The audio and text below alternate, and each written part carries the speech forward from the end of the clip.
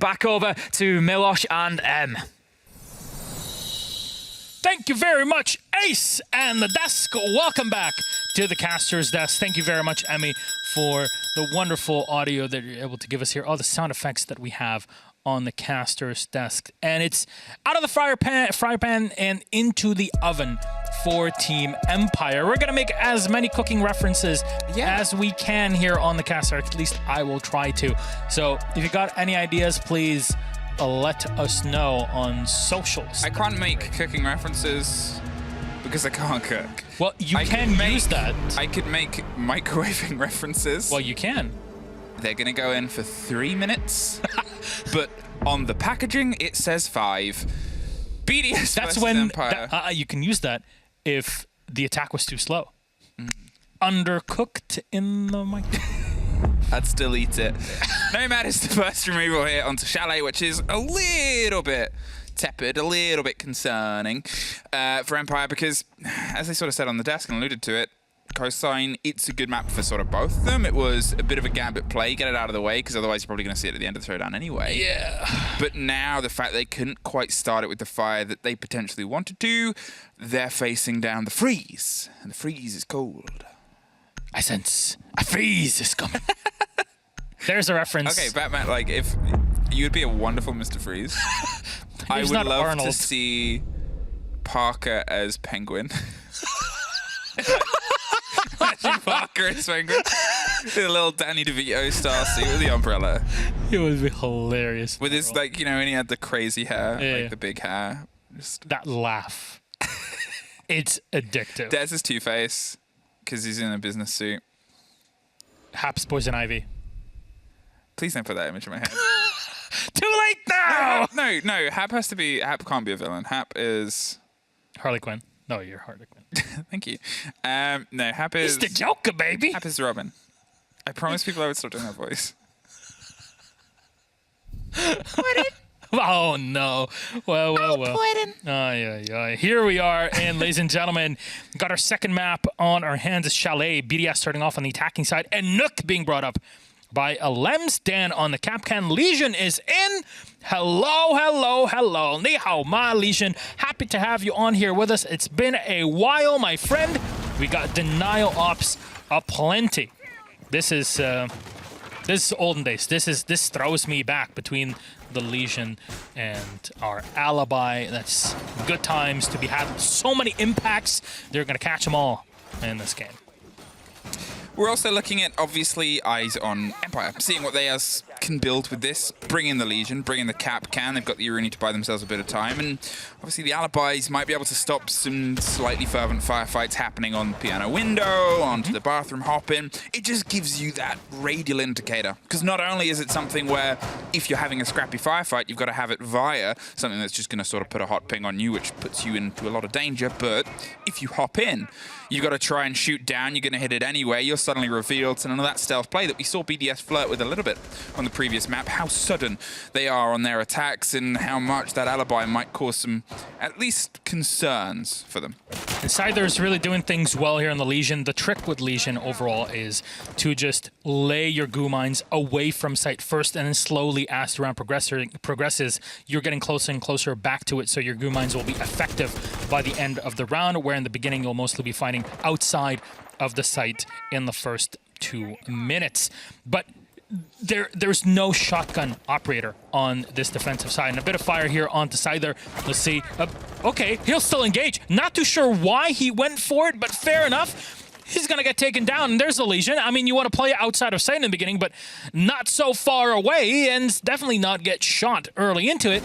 Shek was already in here. They got control library, but Dan's able to refrag at least. Alems is down, and there's the Nook out of play. I guess it's a curious decision. He wanted to sort of stick the fight. He'd been able to slip to Blue, but maybe he thought Blue was under a bit of cover. Maybe he was like, I can hold him here if you get into position, Dan, and then we can just sort of pinch him, because Dan showed up. And Dan showed up, I believe, from main stairs before he swung around. So that's, you assume, the reasoning, but still, it's an early loss. It's an early loss for an operator that only gets stronger and stronger. A fall, scrapped and scraped by the side, but is waiting to loose that E1D on the door so they can get a bit of a swing around here. They're going to see if they can pop potentially a grenade just off the corner to remove any of that corner utility. And there it goes, and it's round, and it blows up. Maybe the shield, it might be a little bit too far away, but either way, Empire's opening themselves up a little bit of a stretch here onto the corner. It's a big bout of pressure onto box, but it needs a little bit more diversity to make it actually hit the mark. I say as Shaiko just swings the door, hits one, and in just a second. Usually when you open up the wall, it's supposed to be a slow braze where you open up the wall and then slowly pick and prod. But when you're Shaiko, you don't want it to be that way. You just peek around and find a kill through the piano, and that's a great one here to have. Grenade sails right into Dan, who takes a lot of damage and actually is dropped. BDS will go for the finisher, leaving two alive, but it's Shaiko to go again on the flank, taking down Joystick as Renshiro was taken out. And this love was Shepard, not for long. Shaiko, he'll hurt him. Back to the stable. Very well done. Back to the barn in this case. You don't put sheep in the stable. Put them on the barn. There you go. Is that a life lesson? Am I learning? I don't... Is this still technically a cooking metaphor?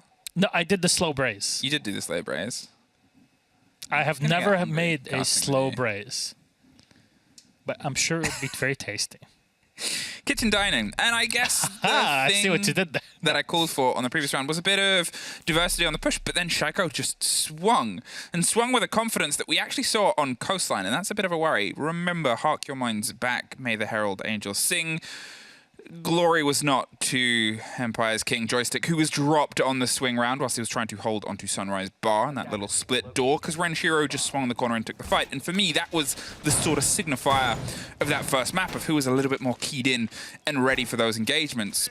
Here, if that is going to be a bit of a warning bell that tolls the fate of the Christmassy game, well, it's a bit of a worry for the Russians, because it is more of that BDS confidence. It's more of that BDS bravado, as they're able to swing onto the single player behind Piano and then look for the other one. They've obviously built themselves up to have the crossfire. Rafal was making his way around to the double window as well, which you'll see a lot of other teams will actually stack up first, because you expect players to try to flee Piano, and that's when that window player can strike. But when Shaiko just swings and takes the fight and wins 1.5 in an engagement, it's a concerning key to listen to the music on. Dropping down to Kitchen, as I said, we'll see if that roam game that was a little bit unsuccessful as a start for Empire grows into something a little bit better. So, what will be the game plan in this case here for BDS? Shaiko did a lot of work in the last round. It's possible he does it all again. And you know what? He cannot keep getting away with it. Cannot. We saw it on our first map. We might be seeing a repeat here on Chalet, as the Deaths themselves are like, you know what? This looks like a 3-0. But, hey, you could have said the same about a lot of games that we've had over the past couple of weeks. And yet, we've almost had a lot of upsets as we went through, at least the overall predictions. Afal joining in, checking the hallway. Nobody in there. As BD off on the rappel, will slowly open things up here to enter, but it's always to find him and destroy the X-Kairos pellets. To walk back into dining. You're not invited for this party, my friends. Yeah, and there it is, the change of pace and force. They're able to actually find some cement here on that early game. Scyther, he's a bit scratched, but still standing. That's a very different story to how it opened up before. But to be fair, the role that he's playing on the mute is going to be slightly different. Just looking for that drone hole death, but Shepard is keeping himself at a bit of an arm's reach so he doesn't suffer off the other side of the engagement. Lems on the Nook, playing that sneaky role, is going to see if they can creep up the opposite side, as Dan is prepping themselves for the run out, and that's going to push Lems. But the Claymore does more than enough. Let's go. Rafal getting destroyed there by the Claymore, and Lems walking around on the Nook.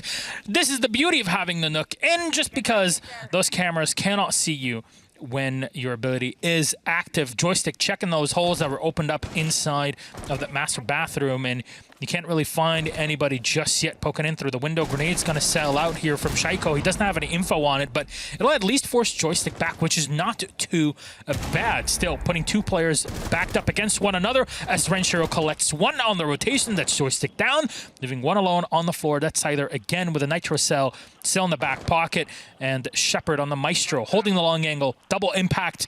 There's not much time here, but more than enough for the attackers to walk in if need be. Scyther takes down one, a 3v2.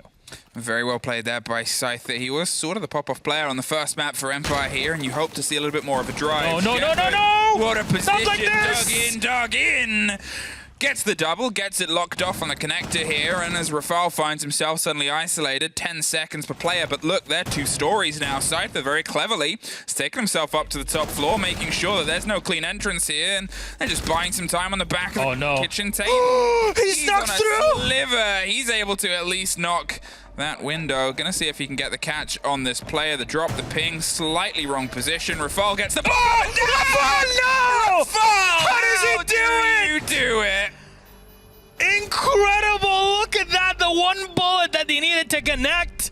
And Rafal does it. The team cannot believe it. The man is on fire. We saw it in Coastline. It's coming back in Chalet. You don't need a fireplace when you got Rafal. He's bringing the whole heat to the map. That explains so much about it. There's not going to be much snow left by the end of this map in here. What's going on, Emmy? Not like this. I mean... The Maestro collected the 2. It should have never even been that way. And yet still he does it. I can't believe it. I'm speechless. Hey, welcome back to casting. Yeah. My voice that... Yeah. Take it There's easy, a old reason man. why I quit. So. All You know right. what? It's a 1 in a million years, I guess. Yeah. Whatever. Fair So... enough. What a play. It deserves. I mean, it was a heck of a play, that's sure. Obviously, they had a bit of the intel, and they did everything right. And that's, I guess, the irritating part from the side of an Empire fan, if you're looking at this, is there wasn't really, there was a couple of moments where you could have think, well, they could have done this and they could have done that, but getting himself up to the vertical, opening up the angle and spraying through, he was a sliver. He wasn't even a bullet. He was the shrapnel that might pop off of some of the woodwork away from not being able to complete what he did. And then it took just popping up and looking the right way, which was, a 1 in 360 chance for Rafal, and he was able to pull it out of the hat. It comes through for him. He gets the lock-in, and he gets the second round for BDS. It's still a fight from Empire, though, but, it's Chalet. It works. It's well for attackers. You can start with a bit of attack momentum and try and swing this back over to your favor. Empire still have time. They've just got to try and find that little bit of a connection, and maybe some of that little bit of French luck that's just carried BDS onto the end of that round. French luck. Is that a thing? I mean, we just saw Rafal look up and find the man. That's all skill right there, Emmy. Oh, it's a lot of skill to get there, but... A bit of luck as well. It's a bit of sprinkling of luck. Lady Luck was, I think, speaking French at that moment. Oui, oui. There it is. Grenade being lobbed off here, thanks to those Wamai discs that have been set about to protect Dan, who's really feeling the heat. He walks away, but not for long. Gets shot down, dropped on the floor. Rafal with the last couple bullets left in the mag. He'll reload, and Dan is going to be picked back up to 20 HP. More of the discs have been spotted around that entryway, and yeah, it's going to cool down a bit as we hit the halfway mark. The big problem for this is the player that had to go get him was Joystick, and he was your fireplace player. He was an extension that usually teams will work so hard to get rid of, and just from the fact that I suppose nobody else could get that pickup means that all of this top floor has pretty much fallen away from them. They can no longer hold fireplace. They can probably not get back up there without any danger as Alems finds Joystick and ends that. They did have, obviously, the Mozzie as a bit of a loose player, but he's only really there as a surprise striking force later on. And because they don't know that fireplace, then the top of the stairs is going to fall. How long it takes BDS to realize that, I don't know, but as soon as they do, it's probably not going to be much longer before this happens. Shaiko swings around, and the only game he's playing inside here is putting bullets in the tail onto the Russian players. Scyther going to try and creep his way back up as more damage happens onto the site itself, see if he can retake some of the vertical, because to be fair, they've lost pretty much everything else. He's right next to you. Scyther finally gets the kill, but Empire, they're pressed on all sides like a beef Wellington. Renshiro goes down, but the diffuser's been planted. And what can you do? Always on the floor. Scyther takes a lot of damage in the engagement. He might be able to go and pick up his teammate, but you might as well impact him at this point, because there's not much you're going to be able to do. They're back up to 20 HP. In this case, always the one with double the health that we see. There's one impact to open up the wall. No shots through. They're going to fall back and just play by that beer collection area. Rafal will get the last one. And that's another round for BDS and another finisher for Rafal as he keeps on going. Shaiko to entry, Rafal to close. That's the duo you look for. That was all French skill. It was so well put together. The angle that they had to isolate Dan, whether he wanted to sort of stick himself in that little box longer or he was just caught out by the pace that BDS applied themselves towards the pressure there, I don't know. But again, that crawl away, the fact that Joystick was the one that had to get them, for me was the start of the downfall. It hands so much ground over. It hands not just important ground, but usually very hotly contested for at least a minute and a half. Ground. You're supposed to draw a lot out of them, and because it wasn't, Shaiko was able to hop down to the double window, start throwing those grenades that otherwise would have been needed to try and clear the shield at the top of the staircase.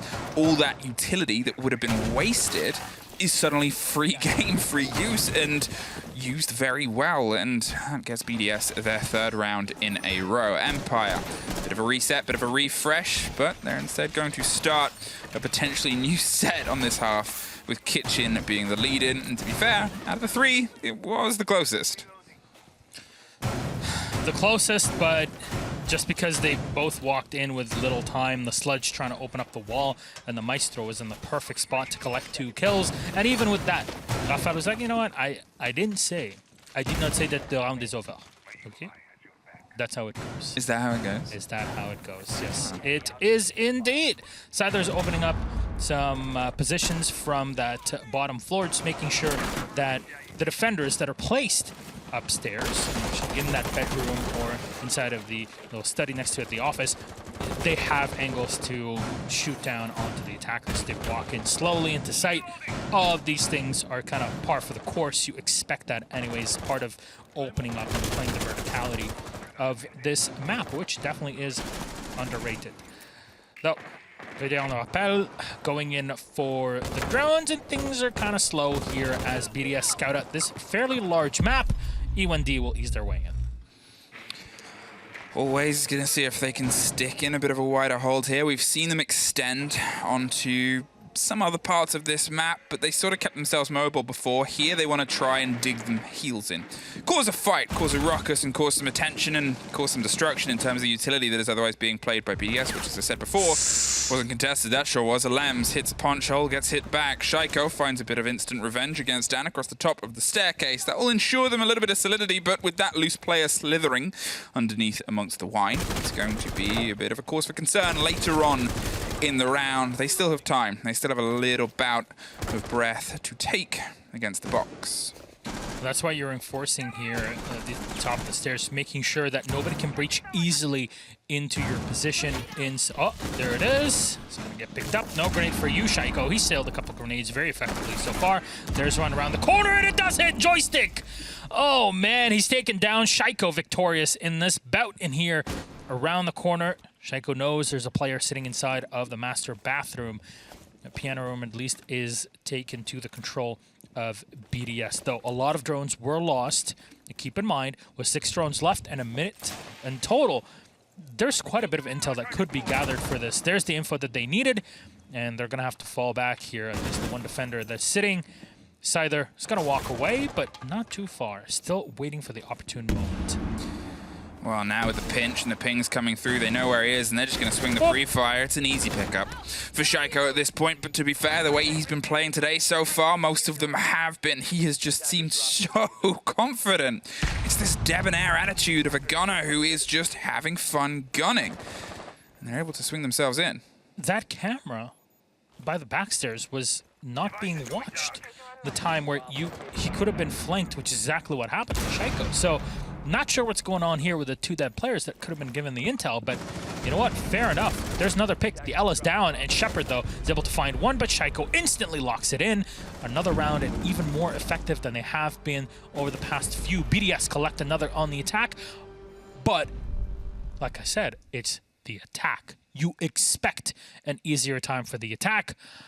You're not expecting, though, more than 4 rounds. So Empire have to get something on the board over the next couple. Well, they gotta get something, and I think that's the sort of split and divide right now is Empire, we're wanting more. And it's not even that we're having those sort of close breath moments that we had on Coast, and Coast was a pretty extreme scoreline, but there was still these fights. There were still these bites back, and here it just seems if anything, a little bit more lackluster. And okay, this isn't their map and they're less confident on it, and you assume by every statistic that we have that it's going to go BDS's way on Chalet. And it is, but it's going it so convincingly you would be surprised to think that this was the Empire that we've seen quite recently, who have been able to put up a fight against a lot of great teams on a lot of maps that they're not usually so adept at. That grenade take, that swing round, these little missed connections are turning into a whole lot of late fares. Ooh, saves the life of his teammate. Well, well, well. I am concerned by that camera not having been watched in the last round. I thought that, you know, the expectations to see, hey, we're watching your back. I understand then why Scyther in that case, if I remember correctly, was kind of looking everywhere, making sure that he doesn't get flanked. But whatever. Water under the bridge. What happens now at 4-0 for BDS? Still on the attacking side, of course. We're 2 rounds away from the flip, at least the one after.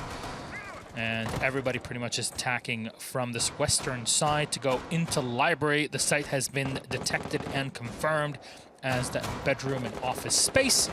So completely natural that you go down to library. You're gonna have to deal with Joystick on the other side as he's at the top fireplace. This is the comfy position that we talked about that Joystick had to relinquish to revive his teammate that was in DBNO a few rounds ago. But that came down to grenades from Shaiko being hit correctly. Will it happen again? There's a good chance that it might. They're trying to find some of this power position that I've talked about before, but they just sliver past. Look at the pressure coming through onto the site. Renshiro's in. Renshiro's spending so much time there. Bride's going to build some free real estate. They're like, take a seat, put your feet up, and put the diffuser down. Where's Empire? Hello? What's going on? You got to do something. Who's attacking again? Can you please remind me? Alems gets another one. That makes it a 5v3. Scyther on the floor is taken down. Always is out as well. And Joystick is last live for nothing. A flawless round for BDS as Empire forget what side they're playing on and completely abandon the site.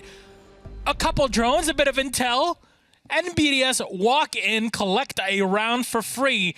That has to break your mental if your team Empire. That, in a very objective manner, did not look good at all.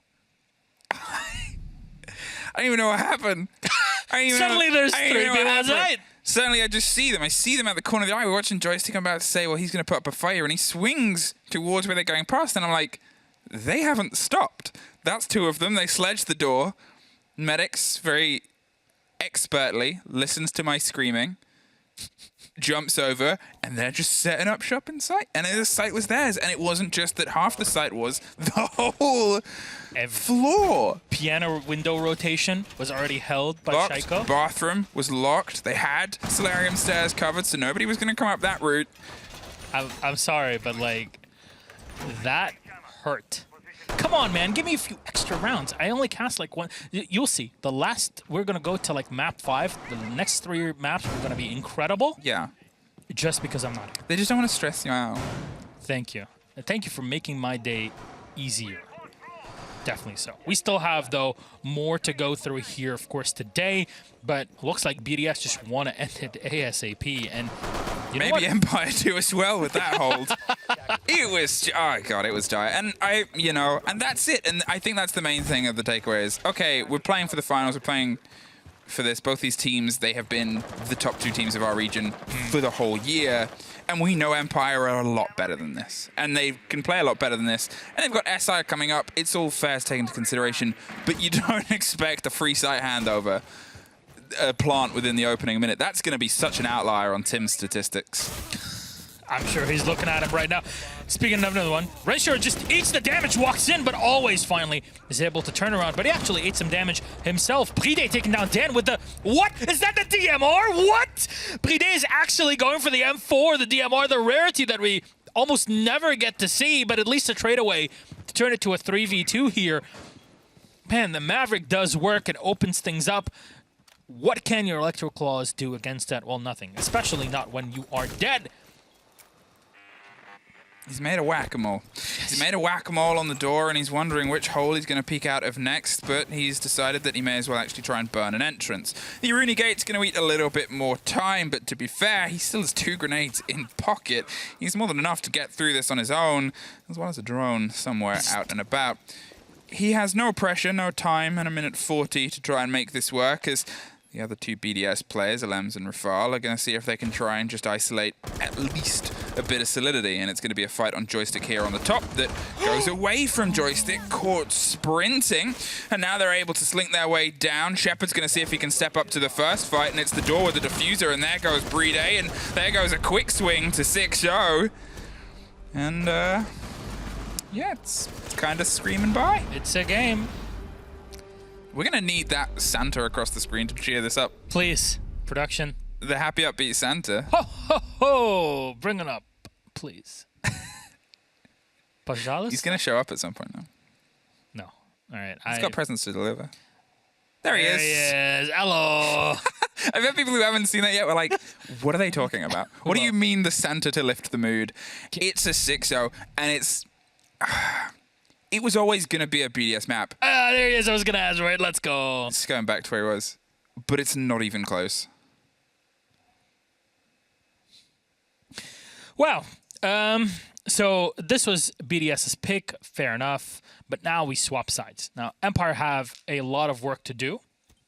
I think there's no 2 ways around it.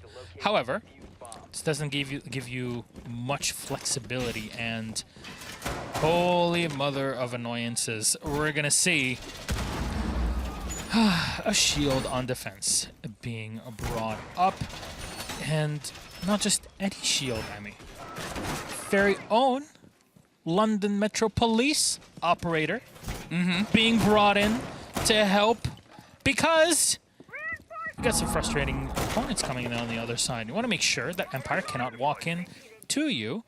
Zofia being brought up, which we haven't actually seen Zofia so far in the series, I don't believe.